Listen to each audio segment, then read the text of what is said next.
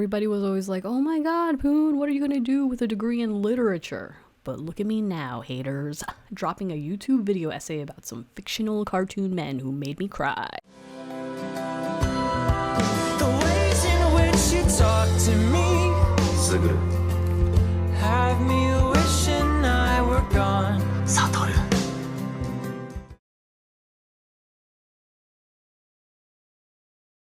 In Jujutsu Kaisen Season 2's ending theme, Akari, Mappa chooses to portray satorugojo and sugurugeto's relationship dynamic as a pair of black and white fish swimming around each other, always within proximity, but never touching. While the fish in the ending are definitely betta fish, which is a whole other level of symbolism considering that two males living in the same tank will fight to the death, the imagery brings to mind the yin and yang koi, which might be familiar to fans of Avatar: The Last Airbender. The symbol of duality is rooted in Taoist philosophy. Roughly summarized, the pairing of yin-yang and koi fish translates as two opposite forces working together and permitting the smooth flow of energy. It also apparently represents passionate love and a happy marriage, but we can talk about that later. From the start of the series, it's made infinitely clear that satorugojo is the pinnacle of the jujutsu world, both because he had the good fortune to be the first sorcerer to inherit the Six Eyes and Limitless techniques in 400 years, and because he never shuts up about it. Nobody ever shuts up about it. Gojo being outlandishly strong is enjoyable because it gives the protagonist a safety net, even if it turns out to be a false sense of security. The point is, Gojo doesn't rely on anyone else. Everyone else relies on him. So it comes as a surprise in jjk when he acknowledges somebody, the antagonist, sugurugeto, as his equal, going so far as to say that he trusts him and calling him his one and only best friend. It's clever of Gege Akutami to drop this breadcrumb in the movie prequel to the second season because obviously it's intriguing that even the singular Satoru once had an equal and opposite foil. What transpires between Gojo and Geto in Hidden Inventory not only humanizes the most exceptional character in the series, centering him as the star of a doomed love that could only be destroyed by the nature of his own untouchable abilities, but its commentary on the nature of duty, duality, agency, and power serves as a masterclass in character writing. In my opinion, what makes SatoSugu's story so captivating to JJK fans, launching dozens of video essays and blog posts just like this one, is the irony of Gojo and Geto's mirrored character arcs. As yin and yang circle each other at a constant pace, inevitably swapping roles, so do Satoru and Suguru influence each other as change agents within the story. Yet this balance erupts as the gap in power grows between them, and ironically, their relationship deteriorates not in spite of their mutual love and understanding for each other, but because of it. Theirs is a tragedy that's as beautiful in design as it is powerfully, plausibly poignant. And like red and blue combining together to form hollow purple, the outcome is a force both imaginary and devastating. At this point I'll say that these arguments still hold even if you view SatoSugu as a platonic friendship, but come on, by not accepting this ship as romantic, you're really watering down the meaning of the story for yourself. So like, just grow up and ship it.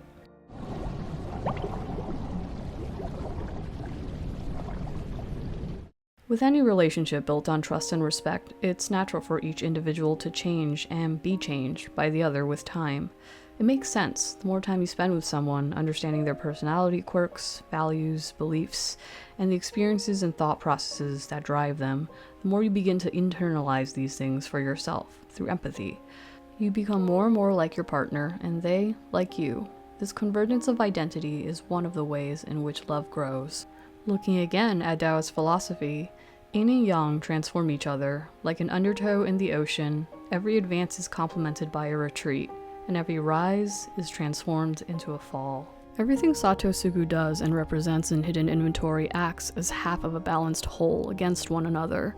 Just as Gojo ascends to nirvana after mastering his reverse technique, Geto falls into a deep depression driven by the disintegration of his moral convictions.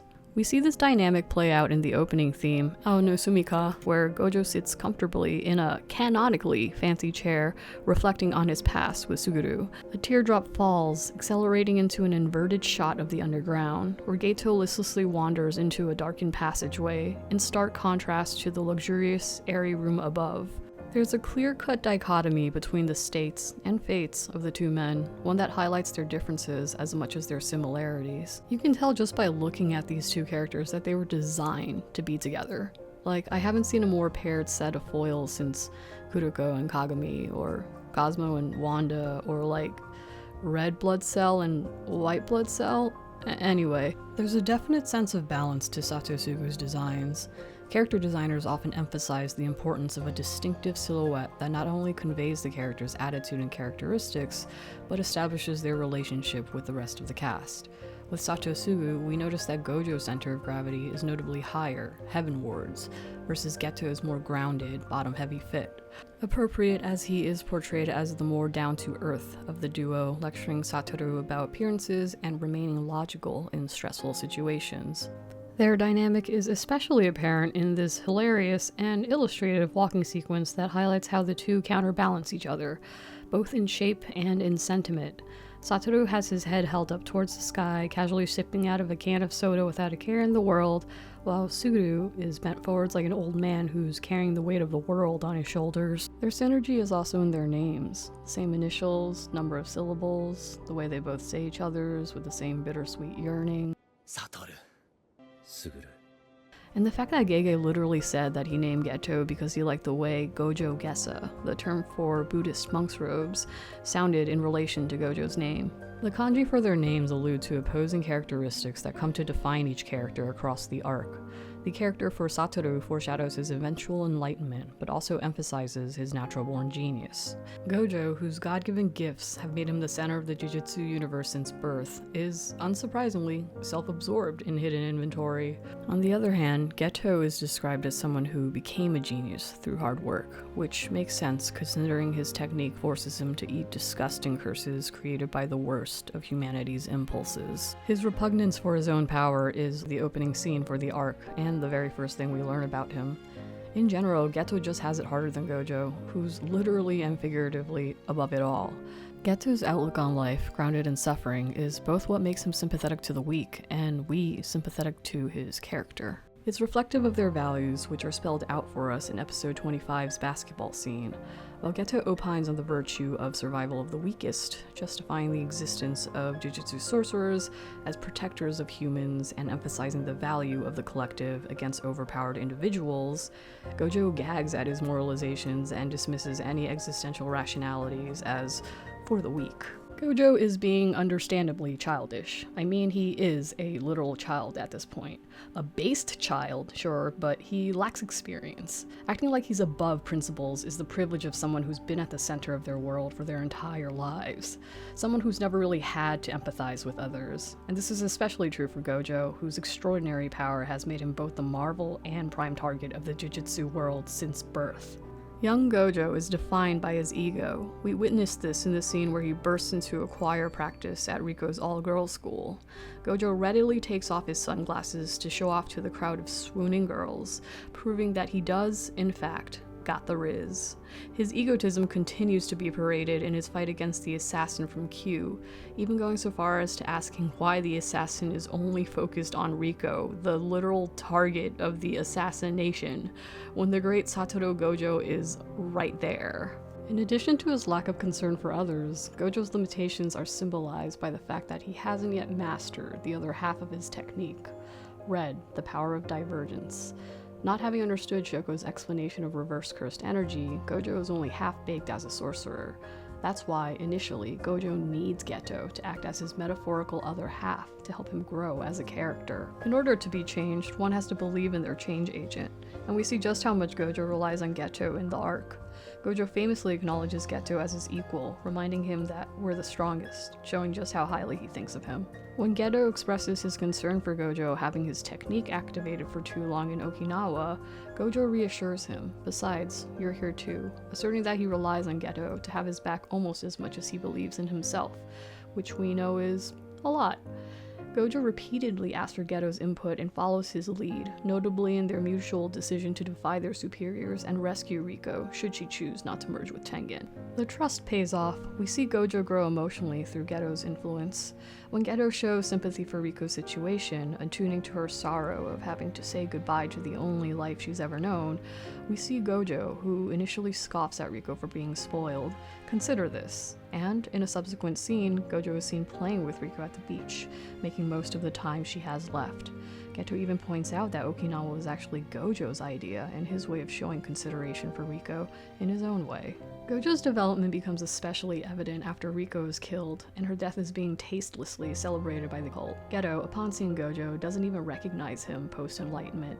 Even more telling is that Gojo suddenly asks Geto if they should kill them all, showing just how angry he is.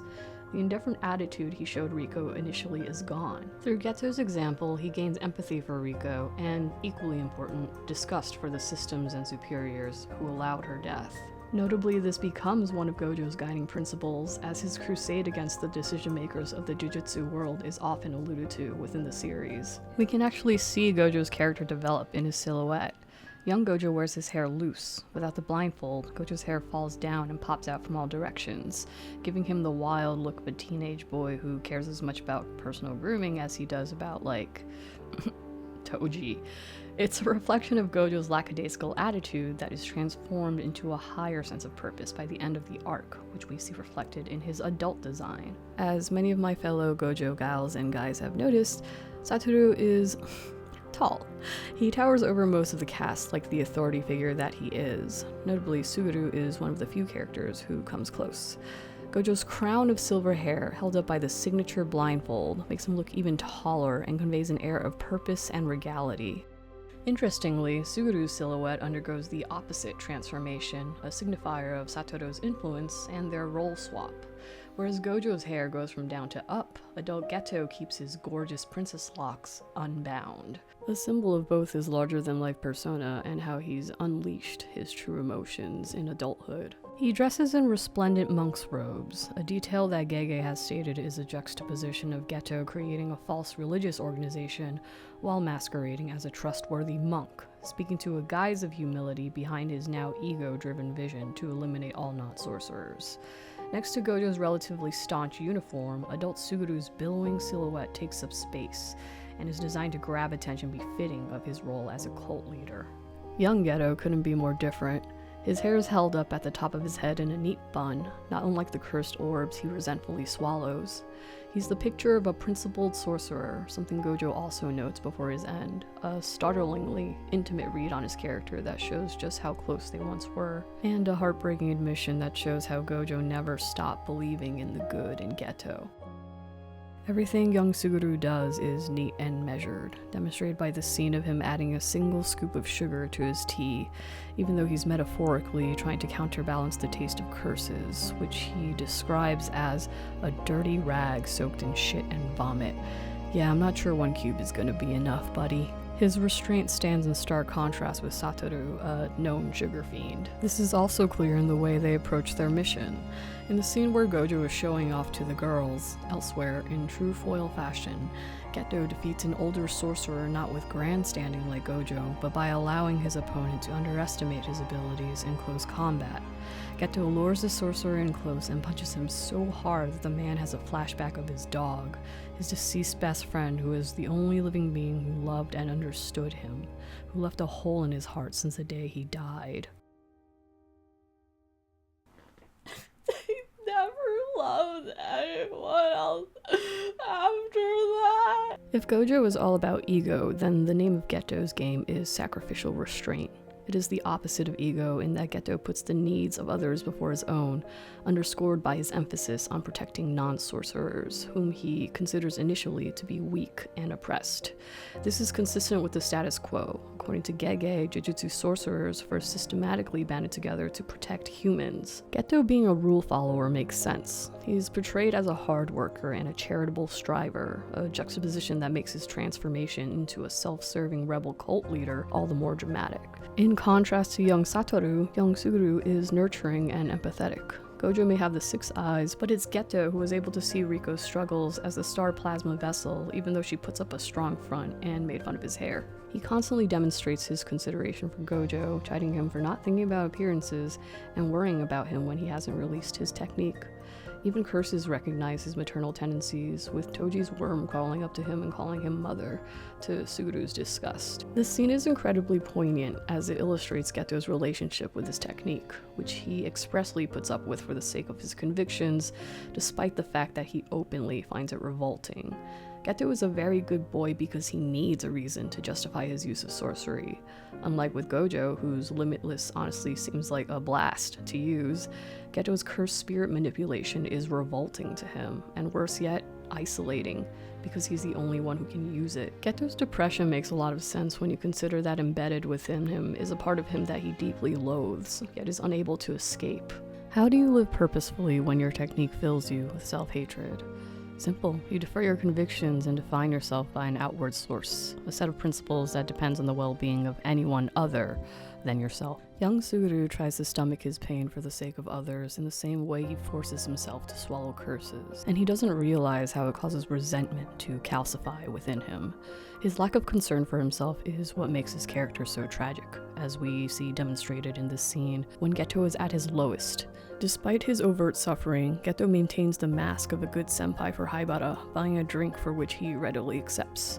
When Haibara asks Geto if he prefers a sweet or salty souvenir from Kyoto, Geto doesn't even think about what his own preferences are, instead telling him to get something sweet in case Gojo wants some, demonstrating that even at his lowest, Geto is still thinking of others. Then when Yuki shows up and Haibara proclaims that he's a good judge of character, Geto sarcastically asks him how he could say that when he's sitting next to him, which stands in stark contrast to Gojo asking the assassin what's so great about Riko when Gojo's right there.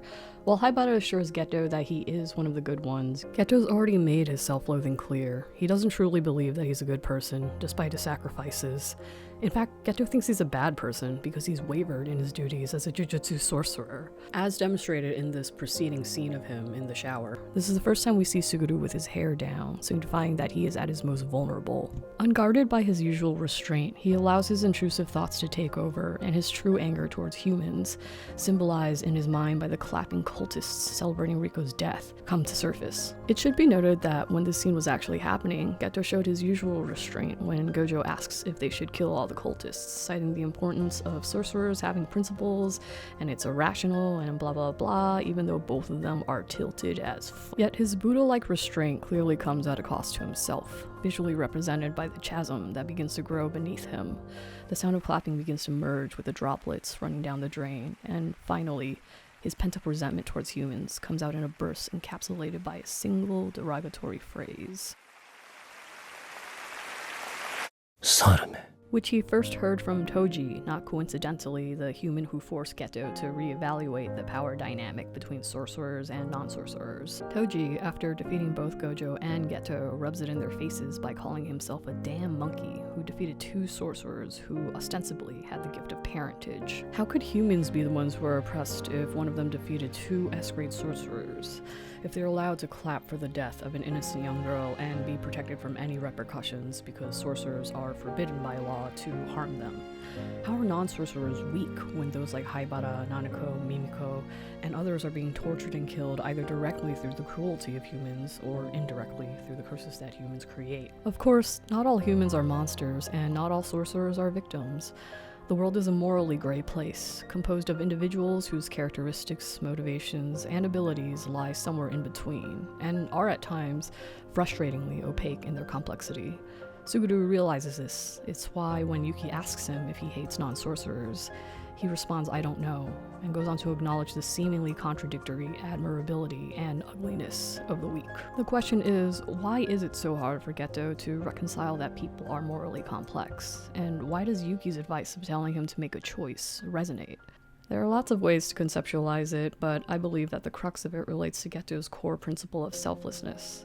Because Suguru anchors his principles and sense of self on the well-being of others and directs all his anger at himself, he easily crumbles when the morality of other people comes into question. The foundation on which he's built his beliefs is inherently unreliable because, well, people are unreliable, as a monolith anyway. That's why Yuki's advice to Suguru, which is to make a choice for himself, makes sense.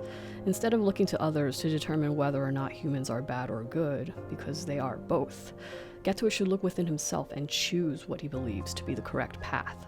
Her device advocates for Geto to enact his own will, to practice agency and use his powers dictated by no one other than himself. In other words, grow up and get an ego like Gojo. That might sound counterintuitive, as we've seen how Gojo's hubris can be a hindrance, but like any human quality, there are two sides to it. Young Geto, like many people with poor self-esteem, doesn't realize that having some sense of ego is healthy. Not only does it help you navigate morally gray areas, but having a firm sense of self can make you a more resilient person who doesn't crumble at the first challenge to your character. In psychology, this is captured by the concept of differentiation, which describes a person's ability to distinguish their sense of self from that of others. People with a poorly differentiated self depend so heavily on the acceptance and approval of others that they either quickly adjust what they think, say, and do to please others, or they dogmatically proclaim what others should be like and pressure them to conform. In contrast, a person with a well-differentiated self recognizes his realistic dependence on others, but he can stay calm and clear-headed enough in the face of conflict to distinguish thinking rooted in a careful assessment of the facts from thinking clouded by emotionality. Compared to Gojo, Geto is incredibly hard on himself, becoming immobilized by guilt when Kuroi is captured, a scene that I think was included to illustrate this difference between them. I mean, we don't even see the rescue except in a quick flashback. As Geto beats himself up about the kidnapping, Gojo is the one who remains level-headed, telling Geto not to blame himself and effortlessly taking up the reins of the operation, a role that Geto usually occupies. In this scene, we see that Satoru's self-esteem actually stabilizes him enough to take action.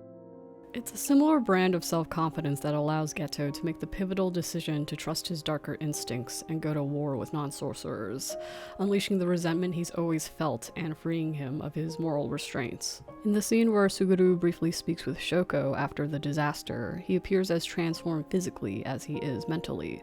Without the under-eye bags, hair down, moisturized, in his own lane, and now donning a black shirt instead of a white one, Geto's inner turmoil has clearly been stabilized by his, albeit heinous, act of agency. In reference to his actions, Geto says, "I'm not holding out hope that everyone will understand," indicating that he's transcended his former subscription to the status quo and need for approval from others. To that, Shoko quips that it's still childish for Geto to expect that no one will understand, while making a call to the one person who might get through to Geto, Gojo. And from there we arrive at the infamous KFC breakup, a scene so confusing yet subtextually rich that its meaning will continue to haunt Satoru for years. Me too, Gojo, me too. When Gojo demands an explanation from Geto for his rampage, he replies with the infinitely memeable mirrored question, 君は五条悟だから最強なのか最強だから五条悟なのか Gojo is understandably tilted by this because A, what the fuck, and B, Suguru is implying that all he's doing is behaving like Satoru, a point that he makes clear by preceding the question with a call-out of his hypocrisy. How arrogant. You could do it, couldn't you, Satoru? He says, calling attention to not only Gojo's abilities, but also his choices. After all, Geto's palindromic question not only references the symmetry of his and Gojo's intertwined fates, but it alludes to the origin of one's agency. Are you the strongest because you're Satoru Gojo? In other words, did you, Gojo, through your own effort, will, and reasoning, choose to be the strongest? Versus, does being the strongest make you Satoru Gojo? In other words, are you merely a product of your birth? Is your personhood defined by your strength alone? To put it bluntly, Geto is calling his best friend a sheep. He's implying that Gojo isn't actually the one in control of his actions, but is merely following his fate by blindly pursuing the perfection of his technique. But it is also the explanation for Geto's actions that Gojo demands. It's a declaration of Geto's own agency, a refusal to follow the status quo that dictates sorcerers protect all non-sorcerers. Geto is actively choosing to do the exact opposite, which is to preserve the minority of sorcerers against the tyranny of the majority, and this is all due to Gojo's influence. You would try to convince someone else that it's impossible to do something that's possible for you, Geto says, referring to the power Gojo was privileged with.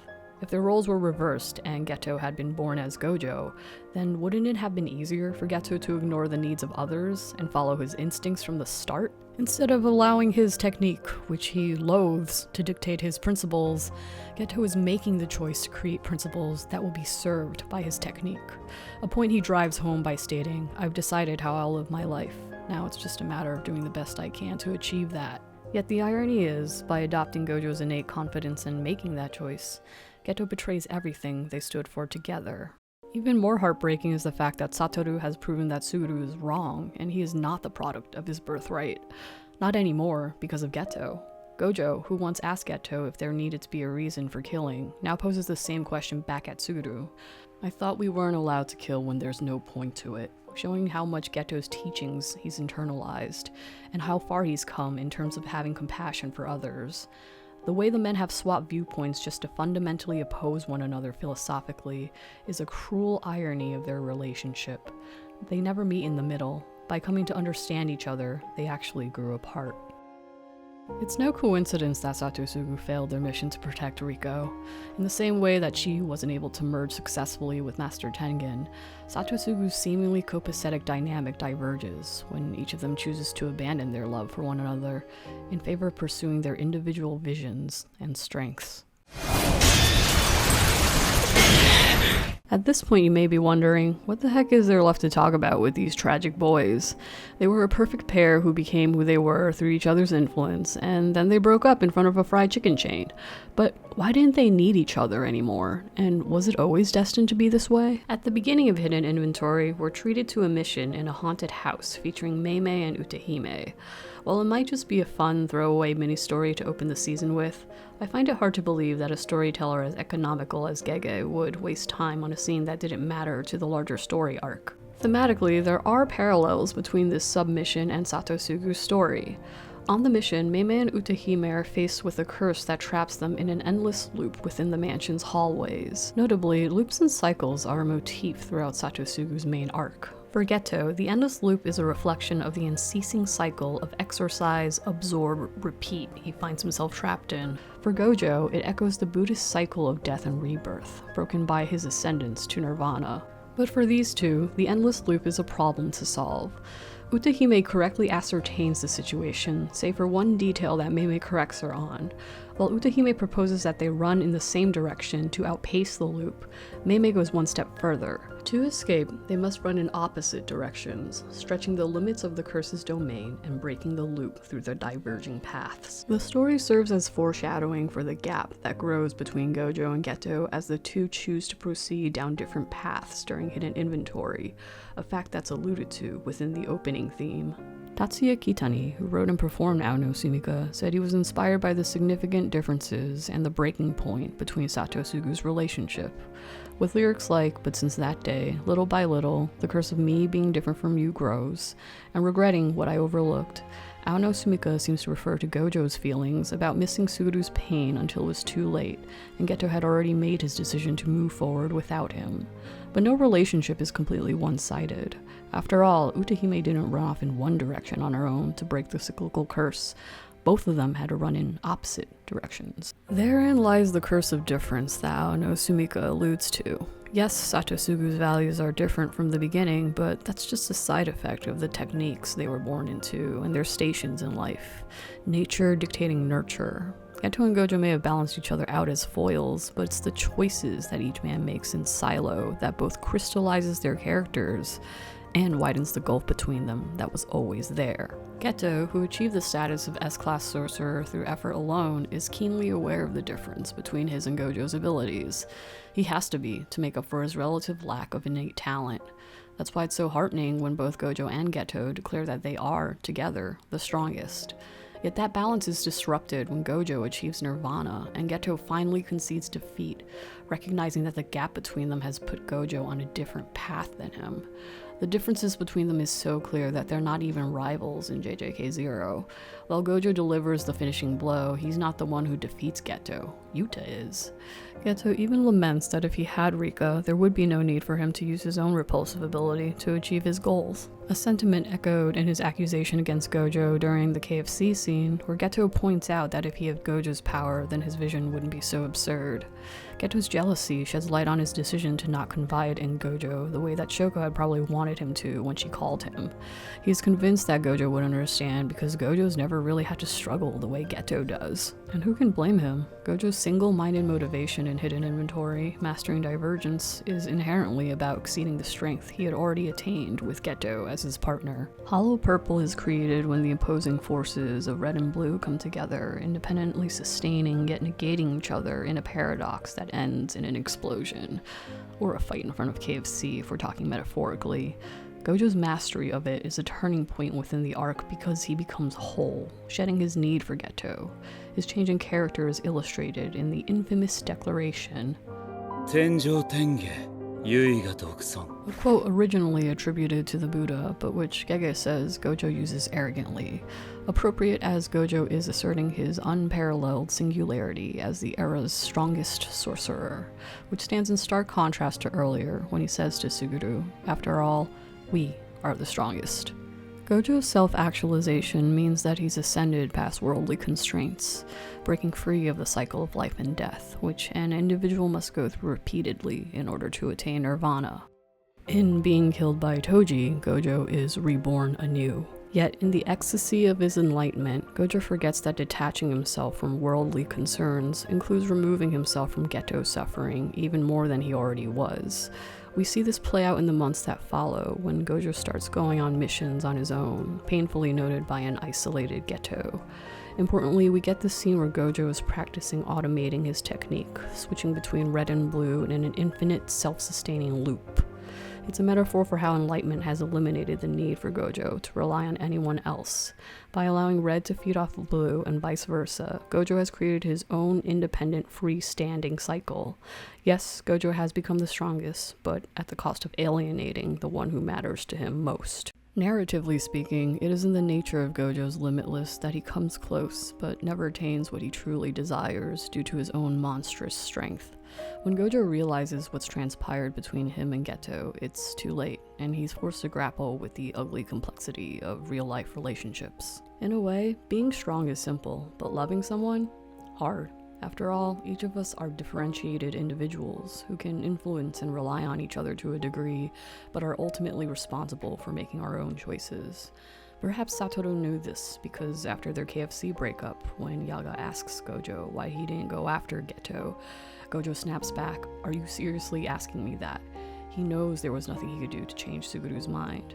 His decision ultimately has nothing to do with Gojo. It was an assertion of his identity, formed and informed by Geto's personal struggles and experiences independent of Satoru. You can't brute force love. As Gojo laments to Yaga, "It's not good enough for me just to be strong. The only ones who I can save are those who are already ready to be saved by another." And herein lies the final irony in SatoSugu's otherwise beautifully designed love story.